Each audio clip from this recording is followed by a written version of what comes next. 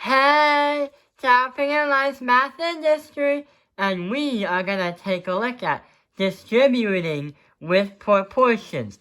So, in the last few videos, we've been taking a look at these kind of proportions.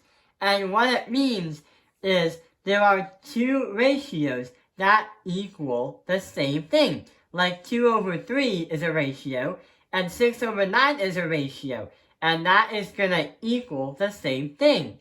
And the numbers below tell you that when we cross multiply, the values between the two numbers are still the same. Because we still took a look at this theorem right here. If the product of a pair of non-zero numbers equals to another pair of non-zero numbers, then they are both equal and also they are proportional. However, what happens if the problem gets more complex? Instead of this, what happens if it's this? So about solving this, what we gotta do is find x and make this equation true, or this proportions true. So what can we do first to get x alone and solve for x? Well, what we could do is we could cross multiply. So we're going to do 8 multiply that by x minus 5. And also, what we're going to do is 4 multiply that by x plus 3. So let's cross multiply and turn it into an equation. So what we're going to do is this. Create an algebraic equation. So 8 multiply that by x minus 5. That is 8 times this. And on the other side, what we're going to do is equal it to 4 multiplied by x plus 3. So how can we find x? What we can do to get x alone is use the distributive property on this, and also use the distributive property on that.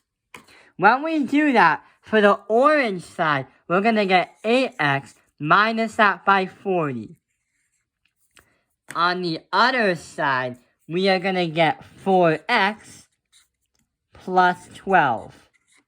And they are going to be equal to each other. A positive times a negative will become a negative. Now, what we can do is subtract this side by 4x. And subtract this side by 4x. We're just going to get 4x minus that by 40 is going to equal 12. Then, we need to get a variable on one side and a number on the other side. So we plus that by 40, and plus this side by 40, and we're going to get 64 on this side, and we are going to get 4 right here. 4x is going to equal 64. We're just going to get 4x right here, minus that by 40, minus by 40 is going to equal 12. Now, what we gotta do is find the variable on one side and the number on the other side. So what we're gonna do is add by 40 and add this side by 40. And our answer, well not our answer, our next, what we get is gonna be 4x is going to equal 52.